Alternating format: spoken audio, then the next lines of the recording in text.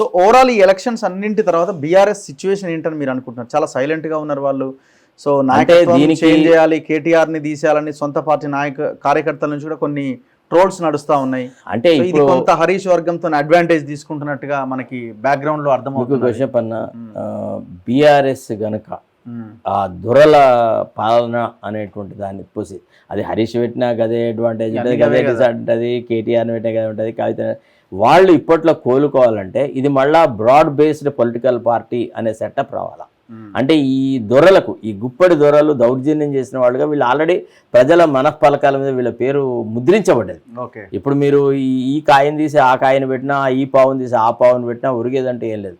అట్లా కాకుండా ప్రజలతో బ్రాడ్ బేస్డ్గా ఉండేటువంటి ఒకప్పటి ఉద్యమ సంస్థలాగా బీఆర్ఎస్కి ఒక ఇమేజ్ తీసుకువస్తే తప్ప బీఆర్ఎస్కి ఇప్పుడు ఇమీడియట్గా భవిష్యత్ అంటూ ఏది లేదు. తర్వాత రెండోది కూడా ఇప్పటికి కూడా బీఆర్ఎస్ నాయకులలో మేము ఇంకా ప్రజల యొక్క పీపుల్స్ సర్వెంట్స్, మేము ప్రజల మధ్యలో ఉండాలి, ప్రజల తరఫున మాట్లాడనే దానికంటే ఎక్కువగా ఎవడు రేవంత్ రెడ్డిని ఎక్కువ తిడితే వాడిని ట్రోల్ చేస్తూ ఉన్నారు, వాడి స్టేట్మెంట్లు ప్రొజెక్ట్ చేసేసి తద్వారా అంటే బై డెఫిసిట్లో వాళ్ళు మాకు అడ్వాంటేజ్ రావాలంటున్నారు. ప్రజా ఉద్యమాల ద్వారా వాళ్ళు బిల్డప్ చేసుకోవట్లేదు. రెండోది సింగులర్గా అంటే మనం not to blame anybody, KTR యొక్క దుందుడుకుతనం అనేది it has become a big impediment for the regrowth or redevelopment of BRS.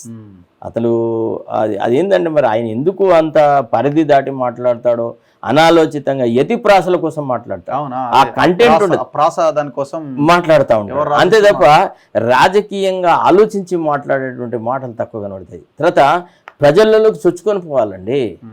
ఆ చొచ్చుకొని పోయే స్వభావం ఏడుంది?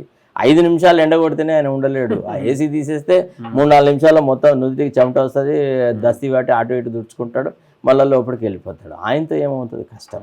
సో ఇది కేసీఆర్ ఆలోచించాలి. పార్టీ పునర్నిర్మాణం జరగాలంటే ఒకప్పుడు పార్టీకి ఎవరైతే ఊతమిచ్చినారో, ఎవరు పార్టీ యొక్క ఐడియాలజీని ప్రజల దగ్గరికి తీసుకొని వెళ్ళినారో మళ్ళా అప్పటి నాయకులు అందరినీ పిలుచుకోవాలి.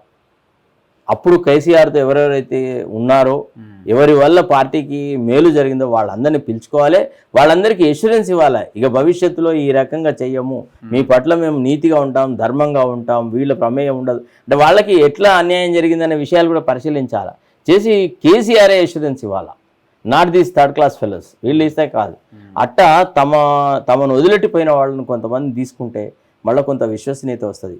ఏది ఏమైనా మళ్ళీ రేపటి ఎమ్మెల్యే ఎలక్షన్ నాటికి మళ్ళీ it would be between BRS and Congress తప్ప not between BJP and Congress ఉండదు. ఒకవేళ వాళ్ళు కనుక సూసైడ్ చేసుకుంటే, they want to commit suicide, then only it will happen like that.